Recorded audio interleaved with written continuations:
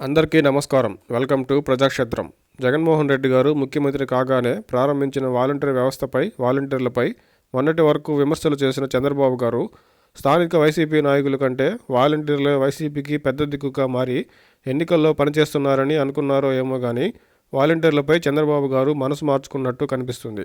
TDP నిర్వహిస్తున్న రా కదలిరా ప్రజాగలం సభలలో చంద్రబాబు గారు వాలంటీర్లపై కీలక వ్యాఖ్యలు చేస్తున్నారు. టీడీపీ జనసేన అధికారంలోకి వచ్చిన వాలంటీర్లను కొనసాగిస్తామని, వారికి మంచి భవిష్యత్తు ఉంటుందని హామీ ఇస్తున్నారు. అయితే వాలంటీర్లు ఎన్నికల్లో వైసీపీ కోసం పనిచేయొద్దని షరతుతో పాటు హితవు పలికారు. చంద్రబాబు గారిది వాలంటీర్లపై అత్యాశ కాకపోతే జగన్మోహన్ రెడ్డి గారు వైసీపీ పార్టీ కార్యకర్తలనే వాలంటీర్లుగా నియమించింది అటు ప్రజాసేవకు ఇటు వైసీపీ ప్రయోజనాలకు ఉపయోగపడతారనే కదా.